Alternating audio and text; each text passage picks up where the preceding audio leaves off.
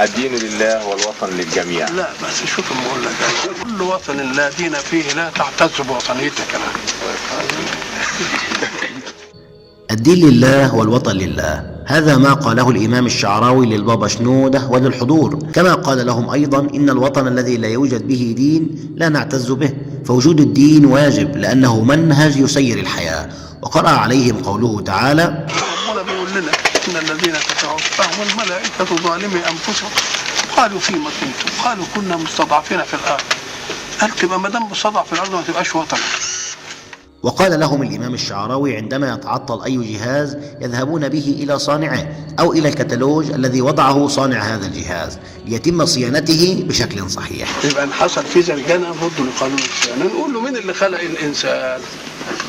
الله هو اللي يحدد، ومين اللي يعمل له قانون صيانة؟ الله ما عملناش كده. كنا بنودي التلفزيون للجزار نقول له شوف. فقال البابا شنودة للإمام الشعراوي: صدقت أيها الإمام، فإن الإنسان يحتاج إلى صيانة ولا يظن في نفسه أنه يحتاج. رد عليه الإمام الشعراوي قائلا: هذا هو الجهل. يحتاج إلى صيانة ولا يظن في نفسه أنه يحتاج. ما هو ده الجهل المركب. لأن اللي يحتاج ويعرف أنه محتاج يبقى ابتدى يعمل. ولذلك احنا نقول اللي يدي للعامة حقه يبقى مفتح. فسألوا الإمام الشعراوي: ما أثر هذه الزيارة؟ فقال لهم: أثر الزيارة يا أثر هذه الزيارة إن شاء الله ترونها فيما بعد، لأن الأثر لا يكون ساعة الحدث.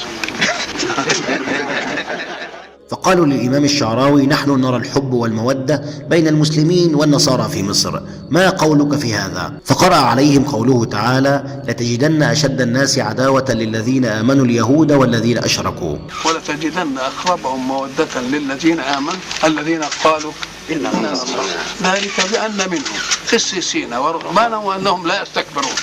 هذه الأوصاف عايزينها تمشي.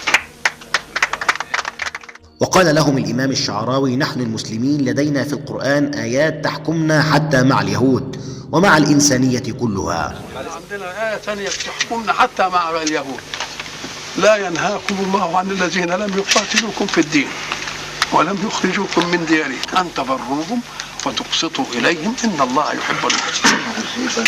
فعندنا مبادئ بيننا وبين المسيحيين، ومبادئ بيننا وبين الأديان كلها، ومبادئ بيننا وبين الإنسانية كلها. فنسأل الله سبحانه وتعالى أن يوسع آفاقنا لتنتظم كل الدنيا إن شاء الله. رحم الله الإمام الشعراوي وجميع أموات المسلمين.